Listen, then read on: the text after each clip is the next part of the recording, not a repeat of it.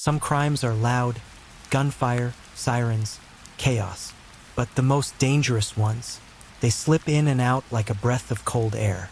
Boston, January 1950. 8 men walk into a heavily guarded armored depot in the middle of the city. No gunshots, no alarms. 30 minutes later, they vanish into the night with nearly $3 million. The largest cash heist in American history. No one saw a thing. No one said a word. And 2 days later, the only person who might have known the truth turned up dead in her apartment, with the gas still hissing from the stove. The case was supposed to be about money, but for one FBI agent, it became something else entirely. A hunt for buried truths, a friend lost, and a trail that led disturbingly close to home. This is the Cold Vault, a true story of silence, betrayal, and the perfect robbery that was never supposed to be solved. But at exactly 6:55 p.m., the lights went out inside the Brinks armored car depot, and within minutes, so did $2.7 million in cash. No alarms, no struggle, just 8 men in masks, moving like they'd rehearsed it 100 times.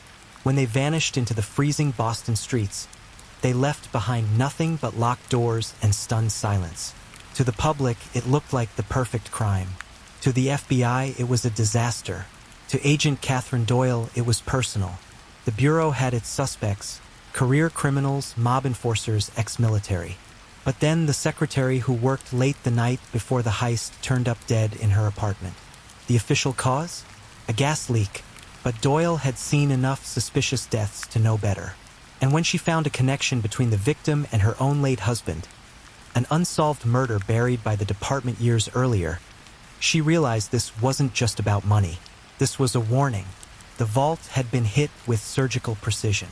No broken locks, no forced entry. The men had keys, copies made quietly, maybe weeks before. The timing, the execution, it all suggested an inside job. But when Doyle floated that theory at headquarters, she got nothing but cold stares and tighter lips. Her instincts told her to look closer at Eileen Russo, the depot's part-time clerk. Russo had filed a complaint a month before the robbery, claiming someone was accessing the vault after hours. No one followed up. 2 days after the robbery, she was found dead in her apartment. Doyle went to the scene herself. The gas valve was open, but the kitchen was spotless. Windows ajar in sub-zero weather. The body positioned too neatly. What looked like an accident didn't feel like one. Not to Doyle. Then she found the diary.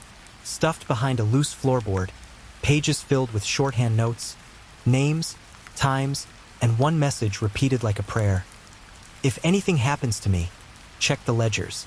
And tell Kate I'm sorry. Eileen and Kate had history, childhood friends, then strangers after Doyle's husband, Officer Sean Doyle, was gunned down in a case no one wanted to touch. Now it was starting to make sense. Eileen had been trying to reach her before the robbery. She knew something, maybe about the men who pulled the trigger back then, or the ones wearing masks now. One name came up in both stories: Anthony Pino, a low-profile operator, clean record. But in Russo's diary, he appeared again and again, linked to warehouses, late-night meetings, burner numbers. Kate dug deeper and found that Pino had ties to every name now whispering around the Brinks case. O'Keefe, McGinnis, Costa, all men with records, all suddenly flush with cash and quiet as graves. What she didn't expect was that her own bureau supervisor had flagged her file. Word was Doyle was too close to the case. She was told to stand down. She didn't. The break came from the weakest link, Joseph Specs O'Keefe, a jumpy ex-con who'd been picked up on a weapons charge in Pennsylvania. The others had cut him loose when things got too hot. O'Keefe felt betrayed and started talking. Not all at once. Not everything. But enough. There were 11 men in total, O'Keefe said. They spent 18 months planning it. Wore rubber gloves. Rehearsed for weeks. Used stolen uniforms. One of them had a connection inside Brinks. And Eileen Russo had started asking questions at the worst possible time. O'Keefe didn't say who killed her. He didn't have to. In 1956, 6 years after the robbery, the FBI arrested the Brinks crew. Trials followed. Most were convicted. but less than $60,000 of the $2.7 million was ever recovered. The rest vanished, likely laundered or buried in basements no one would ever find. Pino never broke. In his final interrogation with Doyle, he leaned back and said, "There's justice and there's order. What we did, that was order. No one got hurt until someone broke the rules." Kate didn't respond. She just stood up and walked out, the case file tucked under her arm like a weight she'd carry for the rest of her life. Agent Catherine Doyle retired 3 years later. She never reopened her husband's case, but she never closed it either. The files stayed with her. Eileen Russo's diary remained locked in her desk drawer. On the final page, in smeared ink, Eileen had written, "I saw what they did. I stayed quiet too long. If Kate finds this, tell her I tried. They called it the perfect crime.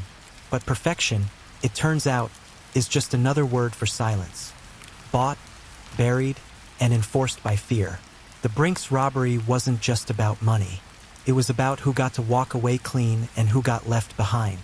Eileen Russo never got justice. Agent Catherine Doyle never got closure. And the millions, most of it, was never seen again. 70 years later, questions still hang in the air.